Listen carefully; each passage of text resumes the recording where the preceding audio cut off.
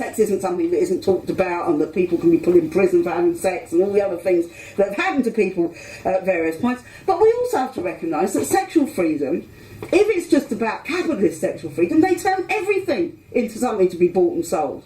The most personal relationship, which is a sexual relationship, is turned into something that can be sold on the top shelf, that can be watched in a film, that all of these things can happen. And therefore you come up against this question of the limits of capitalist society, how it turns our labour power into a commodity, how it turns us as human beings into people who can't really feel or develop true emotions, and how it turns sex into something that people sell and people buy in order to survive. The other side of feminism, which I think is worth putting across, is that actually feminism, in its worst form, can be an ideology which accepts the status quo. I mean, Salman Ghaffur did a tweet a couple of weeks ago with hashtag blame the Muslims, which went all over the place, and she meant it ironically either, that the Muslims get blamed for everything, and why do the Muslims get blamed for everything? But actually there is a strand of feminism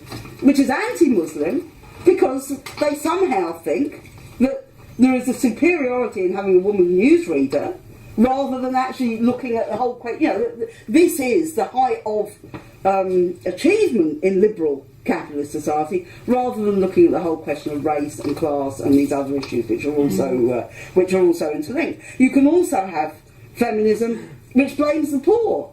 People who say we don't need maternity leave, the women managers who say you don't need maternity leave because women have got to compete on the same basis as men, and they have to regard having a baby a bit like breaking your leg when you go skiing or something like that. And those kind of ideas are ideas which are very much with us. So those are the kind of things I want to throw out. I've probably spoken for too long and not covered obviously everything, but just to say that for me, you can't.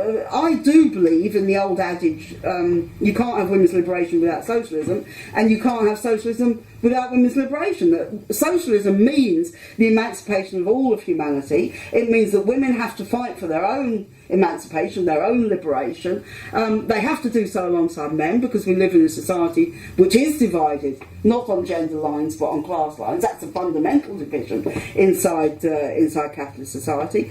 And if we want to achieve the kind of society which I hope we can talk about, the sort of society where women really can be equal, they can go where they want and dress how they want and do what they want without feeling that they're treated as sex objects or any of these kind of things, then this has to be part of a much, much wider transformation of society which can get rid of the male capitalist and the female capitalist and establish a society where we run things, where the poorest people in society, the working people, run things for their own benefit and for the benefit of their children and for the benefit of society in general. And that's really what women's liberation is all about.